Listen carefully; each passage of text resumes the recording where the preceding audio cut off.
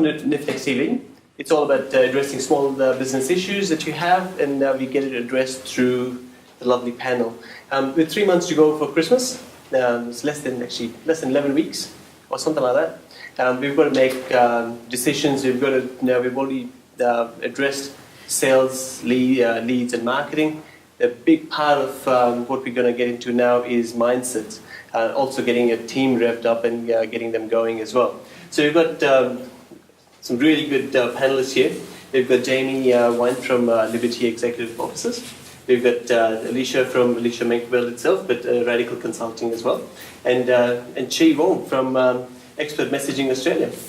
Now, the topic really is mindset, but other than mindset, you still got to get your team revved up. And so we've got Jamie talking about the importance of team culture. So it's happy employees, happy customer. We've got Alicia who's going to address how you can actually have a give your employees some backbone, how to make it stronger. I like that topic though. And Chi is going to talk about time management and getting your staff to take time management seriously, because that's a key component. Talking about mindset, I'm just thinking, there's a story that I read the other day about 2 salespeople going to Africa, and one person going to Africa to sell shoes. One person reports back saying, well, there's no potential here, no one's wearing shoes. The second person emails back saying, hey, there's huge potential, no one's wearing shoes. So basically, it's all in the mindset. So talking about mindset and staffing, and employees, can I get you to introduce yourself and address this case study? Yeah, of course. Jamie. Yeah, no, I'm Jamie Vine from Liberty Executive Officers. That conversation you just described sounds like me and my CFO, to be honest. Very different view on the world. I think there's a Richard Branson quote where he says, if you look after your staff, they'll look after your customers. And it's impossible to think that as a business owner or as an entrepreneur that it's all down to you. It's about a culture that you create, because ultimately you're not normally the one delivering the service on a day-to-day basis. So the key to that is a level of consistency of personnel for a start. So you've got to try and keep your employees, because if you keep your employees, there becomes a relationship between individuals within your organisation and the clients. So no matter how good you train in your processes, if it's a different person delivering it every day or every week, then the level of loyalty will slip, because there's no personal relationship there between your staff and the clients. So I guess from my perspective, I've been looking at how we can best motivate the staff rather than keep the clients happy, because they'll do that for me. From a staff perspective, I think, as most people in this room are in a growing business, or at least hoping to be, the one thing we've made a real effort to do is to keep a very flat hierarchical structure wherever possible, and even when there is hierarchy, to keep that very open door communication policy where everybody's opinions and ideas count. That said, you then take that to the next level and actually involve the team, or I involve the team in helping to develop the company's strategy, because ultimately they see what's changing on the ground floor as well, because they're dealing with client requests on a daily basis, and they get to understand that the last 3 weeks 3 or 4 clients have been asking for this and we don't do this. Should we do this? So to involve them in the strategy all the way through, and not just think because you were good at that 10 years ago that you don't need to know anything new, because I think you can learn a lot from your team. So to always keep that door open.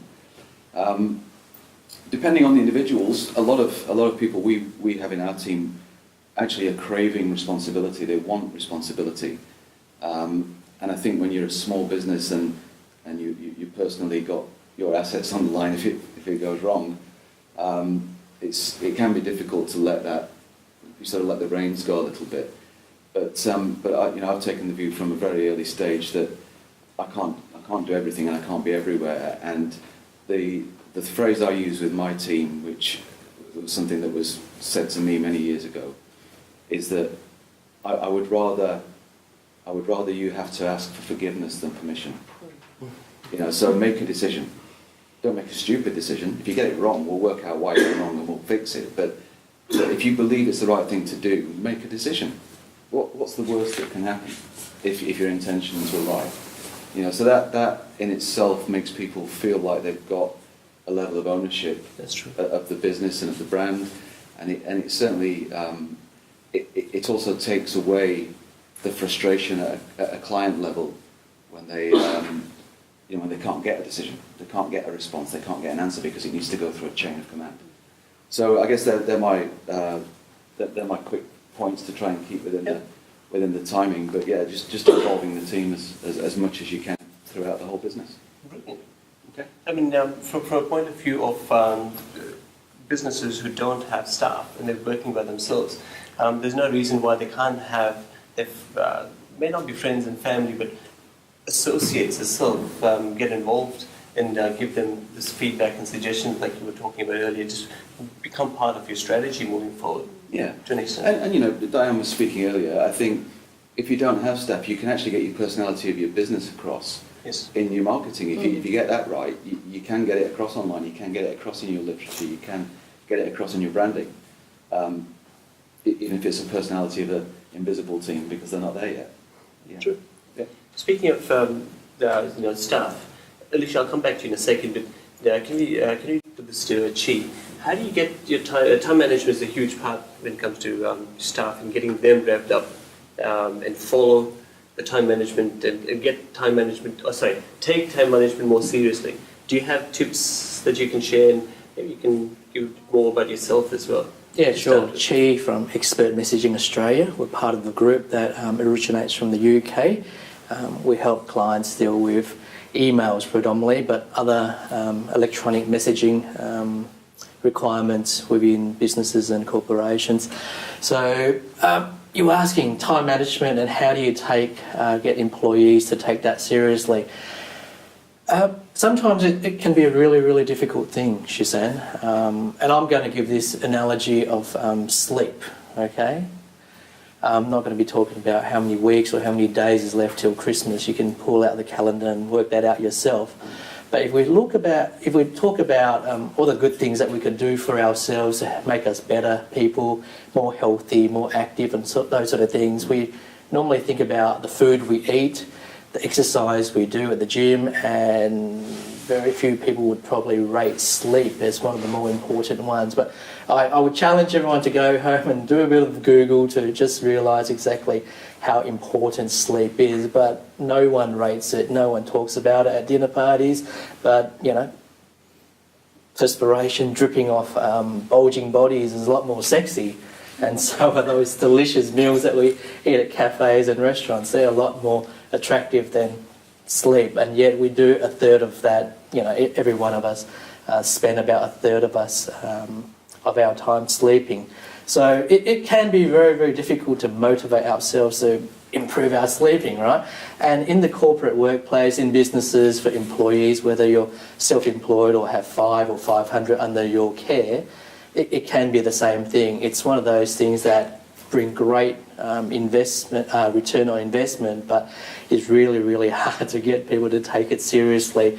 Trying to get people to email more appropriately. People spend about 28% of their time, the work time, on emailing. So it's really difficult to say, look, stop sending those sort of emails, but restructure your emails to be more like this. It's those sort of things that people have been doing for probably the last 15, 20 years without any advice, without any education, without any coaching, to all of a sudden for Jamie and all the business owners and managers out there to all of a sudden go to an employee and say, look, the emails you're sending really, spit below par, can you fix it up?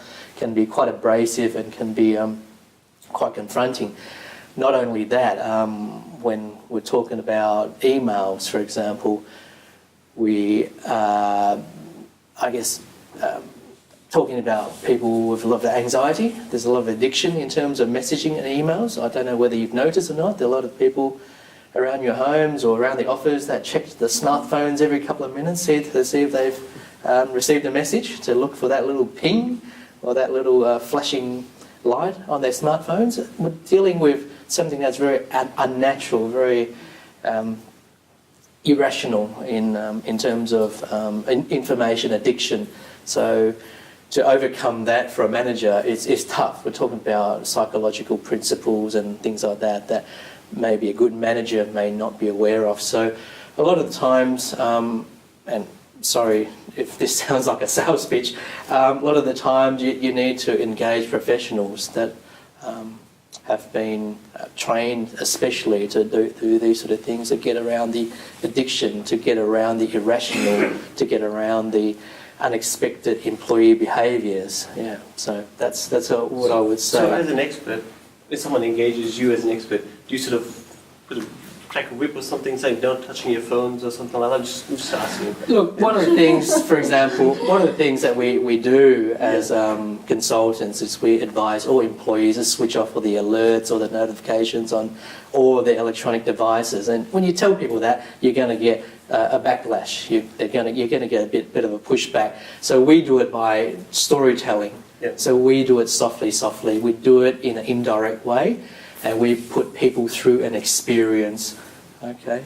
Bit of a Steven Spielberg sort of thing, to get people to feel it, the emotions and the spirit of it, as opposed to just putting a bunch of bullet points on PowerPoint on the screen and say, look, don't do it because some expert in America did this research and said it's bad for you. It doesn't work. It's, you know, and it's never worked. And we've been doing it for a long time, and yeah, telling stories, trying to immerse your employees in a story that they can empathise with, and if they think about it, they put one and one together, they'll know that that story is actually about themselves. But we don't do it in such a way that it confronts them in such a way. Yeah. Cool. Talking about not cracking the whip, how do you get employees' backbone sort of strengthened? Definitely not by cracking the whip. Hello everyone, I'm Alicia Menkveld from Radical Consulting. Now, often when I go to events and speaking or just attending events, business owners come to me and they would say to me, you know, my business depends on having innovative solutions to offer their clients for us to stay ahead of the game.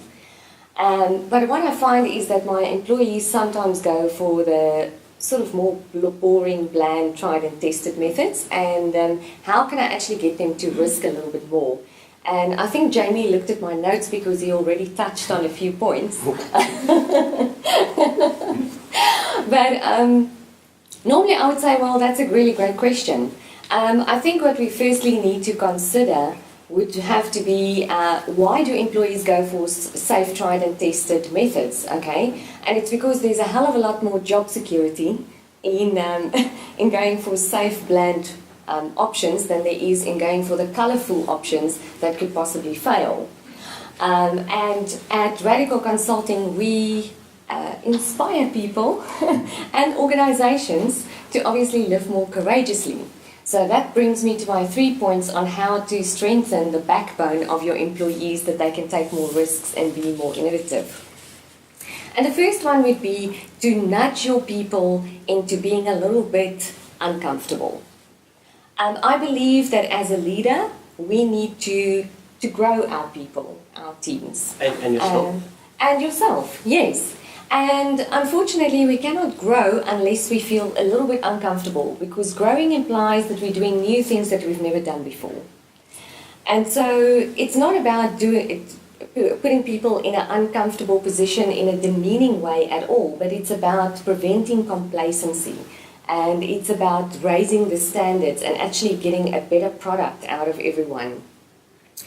And so therefore, I think the trick is sometimes, if you nudge your people into being not comfortable, is to actually give them a task that is just eclipsing their current skill set just slightly, so that they can just stretch and grow that little bit and actually reach that. And the reward for any challenging or demanding challenge should actually be another demanding challenge, I believe.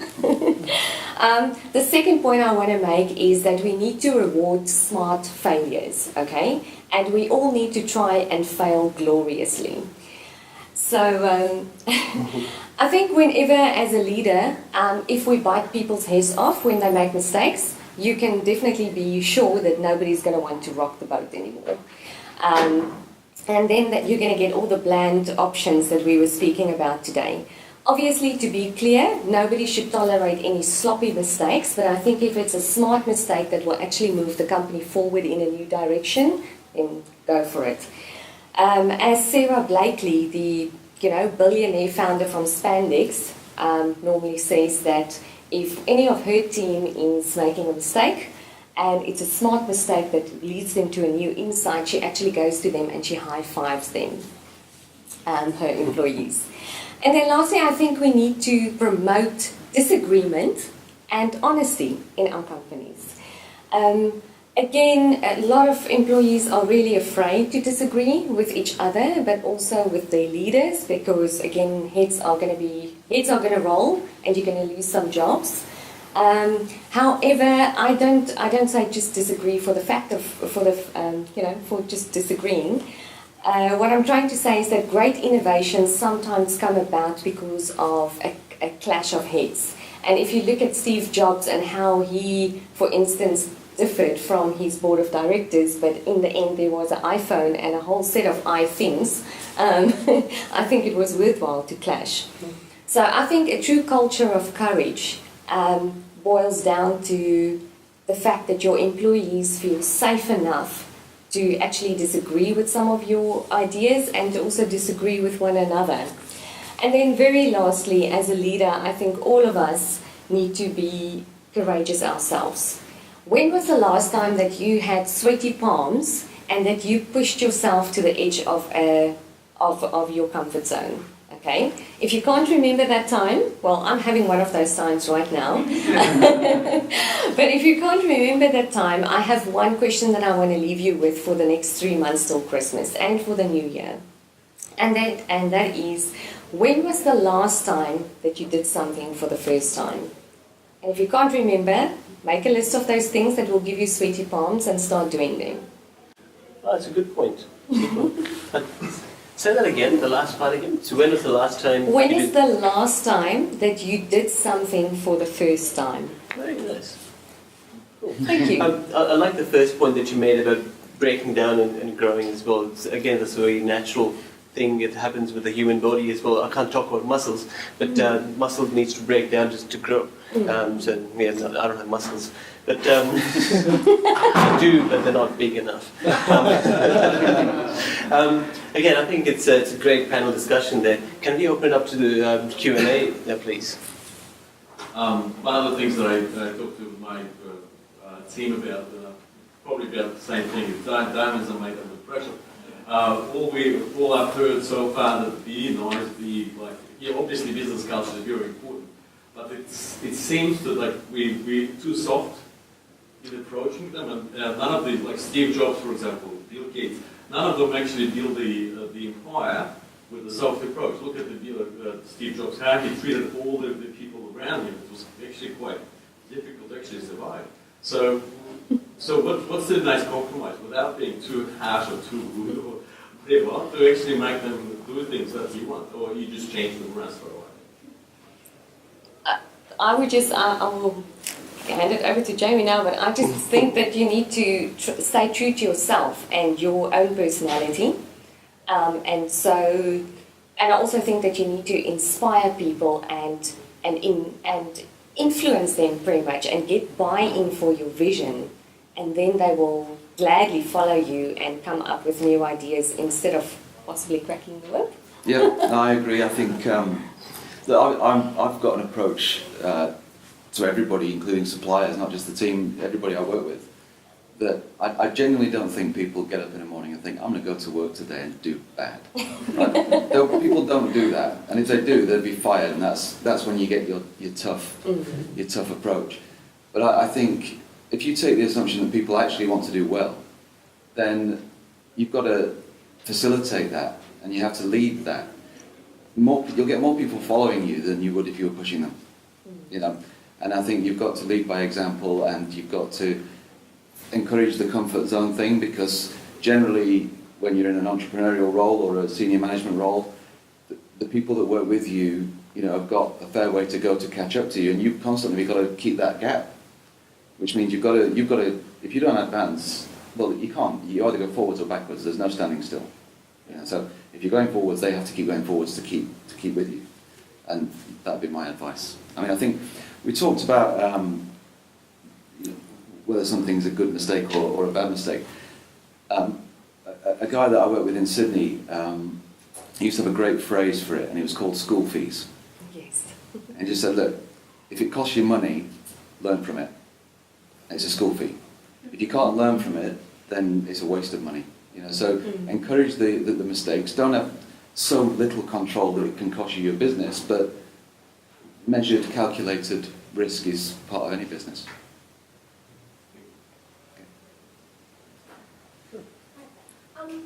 Just from a management point of view, do you feel that most people, when you're nurturing them to try and bring them up, a lot of people like to feel like they're in a family type environment where they can actually trust their employer rather than just, having to go and talk to the person next to them, to the person next to them, to the person next to them to try and get their point across. Yeah. Personally, I'm potentially a little bit innovative and have come across a few hurdles myself.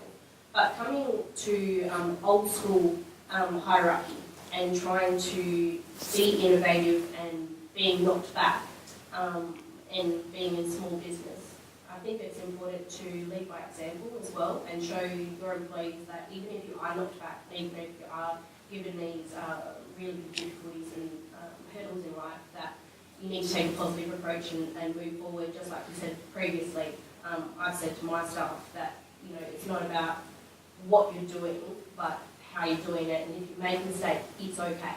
We can keep building on that, and we can make sure that next time you're not going to make that mistake to that extent, or try and eliminate the problem, but trying to do it in a positive way rather than, as you said, cracking the whip. I think it gets a much better response. Yeah. I'd agree. I think what you're describing to me is culture, really. You talked about family, and I think I'm from Liberty. Our team call themselves the Liberators. You look on LinkedIn, we're all called freedom fighters. Yeah, I'm on the page. Yeah, so that's what we do, and they feel part of that brand. They feel like brand ambassadors, and therefore, because they think like you, and they're bought into the whole concept, then you give them more leeway because you trust them to make the right decision. Yeah, so I think that family culture and that a feeling of belonging is really, really important. While still keeping the hierarchy. Absolutely. Well, I guess respect. Yeah. It's respect. Yeah, absolutely. I think that's maybe something that I didn't make clear, is that when you disagree with your colleagues or with the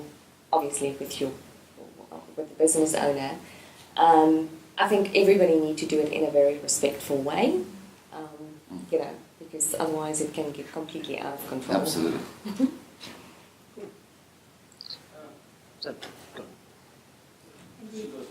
Thanks.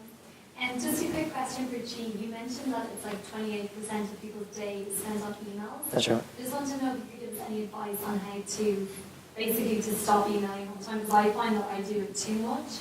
But sometimes I think a phone call is too invasive if you're calling too often to follow up with the client. I sometimes think the email leaves it to them to respond in their own time. So what kind of advice would you give to get away from email? Sure. The most the highest ROI thing to do in terms of email is to realise the costs of all incoming and outgoing emails. Every email that you receive, whether it's useful or not, is costing you about 5 minutes. So factor that in. So if you then factor in the fact that every time you send an email, it gives other people an opportunity to reply, that will add more to your inbox. So that, realisation, the mindset of, should I send it or should I not, once you start adding up the cost, then you'll soon realise that you probably only want to send the really important ones, those ones that are short requests for information and short exchanges of information, those things that are too complicated, too legally sensitive and maybe requires emotion and because emails you can't push your tone of voice across. Those sort of things that requires the tone of voice to be carried across. You might use face-to-face or meetings or some other means a little bit more often. It's quite often it's a false sense of saving. You think, oh, email 5 minutes, but yet you spend days just ping-ponging around with half a dozen emails between you and the other person. Days to come, it's a false sense of saving when you try and save that 10 minutes on phone call where you can get an email out of the way in 5 minutes. Yeah. But effectively, I think if you're turning off notifications and you're setting yourself time during the day that you're going to be emailing 3 times a day or whatever it is, then you're solving that issue as well. I think that's what you mentioned earlier. That's right. Yep. A lot of people just react to emails. The thing to do is to be proactive, work out what's your response time, and then working out on how many times you check emails from there. A lot of people just leave Outlook on the whole day, or their phone on the whole day, checking emails whenever something comes through, which is totally a bizarre way of doing it from the productivity perspective. I can see where they're coming from a emotional and spiritual and point of view, because it's very, very fulfilling to see who's trying to contact you. You get that buzz, but yeah, from a productivity angle, it's not doesn't work at all. Yeah. I just quickly wanted to add to both of your points there and say somebody, she's a editor of one of the online magazines, and she has actually set up like an out of office reply. So no matter when you send her an email, you always get like the out of office reply, but in the message it says that when I promote healthy work-life balance or whatever the case might be, I actually walk my talk. And therefore, this is to notify you that I actually only check my emails between 1 and 3 every single day. And so if you don't immediately get a response from me, just know that I will deal with it later today or tomorrow. And I thought that's kind of good. An email signature is a place to put that as well if you don't want to use the out of office. Obviously, the out of office, you're generating 2 emails to reply, to get to one response or one reply. That's true. So yeah. Cool. Yep. So what is the optimal? okay. Ladies first again, yeah? Okay, Nilesh, you are next. What is the optimal number of times to check emails? Because if the addict is on this end of the scale, I'm on that end of the scale, and I'm trying to avoid it as much as I can. Absolutely. Work out your KPI. If your response time that you've promised your clients or whatever is in your mission values and all those sort of things. If say, let's take a hypothetical, if you want to have a KPI of 2 hours, which is pretty fast, realistically you and all your team only needs to check that inbox 4 times a day to meet that KPI. If yours, like most people, is about 24 hours, theoretically you only need to check your email once a day to meet that KPI. To have it on the whole day is just, you're subjecting yourself to the distractions and bombardments of those alerts and notifications and whatever not. Yeah. I think you need to be conscious of your audience. And whilst I agree with everything that's been said, you try and instill what's being said here into a Gen Y team. And it's nigh on impossible to get them to move away from, and they literally will stop. I didn't get a response, so I can't move on. And you do get, luckily for me, I'm in an environment where I'm with them all the time, so we can deal with it face to face. But when you get a wider business geographically and a Gen Y sort of employee base, then it's hard to change those habits. That's what I say. A lot of the things requires very, very elaborate thought in terms of how you push that across. Yeah. And it ties in with your mission, vision, and how you structure your business practices as well. Absolutely. One of my clients, they've got problems with their customer service team checking the emails first thing in the morning. So when you do that, the mind is thinking email. So the way to sort of get them to start thinking about less emails is to bring in practices in your business that just forgive them for not checking the email the first half an hour or whatever the case may be, to give them some slack, to not reply to all the overnight emails within the first half an hour. just say something like, look, you're okay to reply to emails by 11 o'clock. You don't have to get it done by 9 o'clock. Something like that. So it's very, very elaborate sort of strategies to try and think about how your employees will behave, as well as aligning your business strategies and business tactics and so forth to make sure everything aligns. It's not just a case of presenting them with all the facts and figures from research to say, look, our KPI is 24 hours from now on. Please don't check your emails more than once a day. It's never going to work. Yeah. Unless you've got one more question, and we'll sort of wrap it up. Well, I have 3 questions for 3 of them. Okay. Because I was interrupted 2 times. Well, Alisa says, put yourself in a difficult position for the first time, which you haven't done for long, and that's why I'm doing it right now, by asking questions. What, to put me in a difficult position? So first question is to Alisa. You said give freedom and allow employees to be courageous and make mistakes and grow and learn from it. If you are in customer-centric business and you want to deliver the best product or service or business strategy to looking after the client, and that mistake by the employees is costing your business and the client losing, will you accept that? How will you judge that, allow them that much freedom to make mistake and lose the business? Second question to Jamie, same, where there is no one solution fit all the businesses. If you are in a business where safety, military, or somewhere where you need to get things done, and you say, hey, this is how it is, this is what you need to follow, because you are a different kind of business, and where mistake cannot be made, will that your solution, liberty or freedom fighter will work there? Third, you have to have a response because it's a customer service department, and some of the inquiries which comes from the customers are medical, some of them are immigration, some of them are with regards to troubleshooting.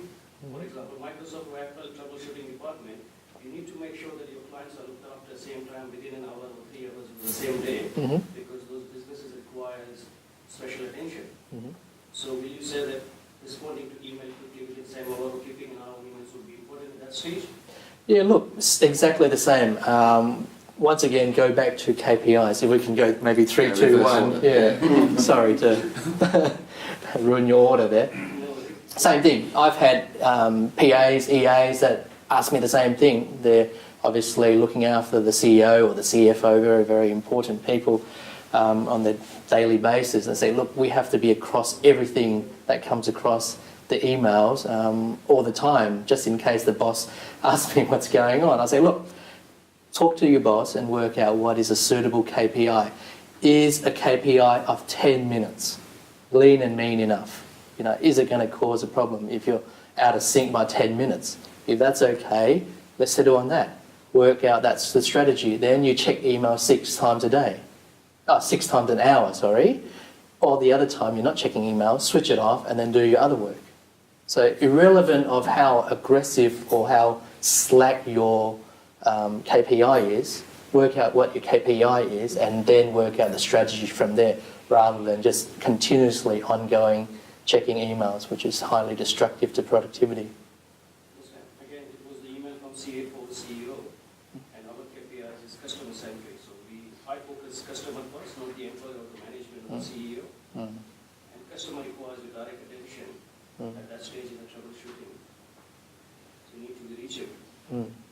And I would say if you're that lean and mean that you have to be, say, less than 10 or 15 minutes, then email is probably the wrong medium already to use. You know, it should be on the phone or video conference or some sort of remote desktop troubleshooting tool. Yeah.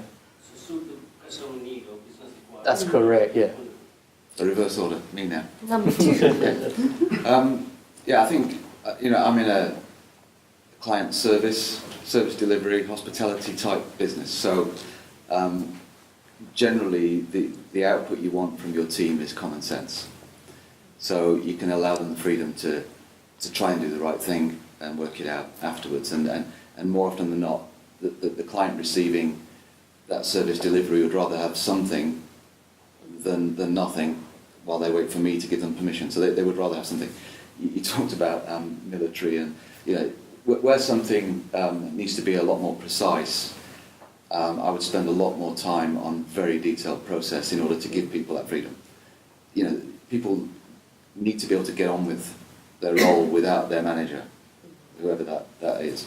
And if something is that important, that critical, then I'd spend a lot more time developing, you know, robust processes and systems that can control that to still give the employee the freedom. So again, depending upon your business need or client or who you serve, you need to prioritize how much freedom we can give or not give. Absolutely. I think that answer there is relevant to all three. Yeah. Yeah. I'll let you still speak, I guess. He's cracking the whip, he's not letting me off. I completely agree with what Chi and Jamie said on this. I completely agree on the processes too. And for me, what I wanted initially to say before the previous answers was just, I would be very clear about the boundaries. And I would also make sure that if I have people that deal with such high, that's assuming that you sort of said it would be detrimental if we lose that client. So therefore I assume it's a very high value client. And that would lead me to think that the people that I employ in that role would have to be skilled, they would have to be experienced, and you wouldn't put just anyone into that role. And from there I would have a document that is outlining the process, and I would also definitely highly invest in training that person so that, you know, that there's a very, very slim chance that you would actually lose the client when this person is responding to a customer query. As long as they make a mistake which is not losing the client, business is happy. Well, yes, I'm not promoting making mistakes, and that's why I said we need to be clear about sloppy mistakes and habitual mistakes need to be addressed ASAP with the correct processes in place. I'm talking about somebody is, we're looking for a solution for one of our company problems, and somebody came up with it, and we all sort of agreed, yes, let's run with it, but it doesn't work out the way that we sort of planned. You know, so it was a mistake, but what can we learn from this, and what will be next, and how can we move on? But I'm definitely not advocating losing clients over the mistakes that we make. We'll have to definitely wrap it up here. Alicia is definitely going to be here, and Jamie and Jay, Yeah. so, because you're running half an hour behind time. You should have really finished all the three by now. So is it okay if you wrap it up here, and then you can bring up the questions later? Thank you, everyone. I think we'll take a 5-minute break and get on to the next one. Thank you. Thank you. Thank you.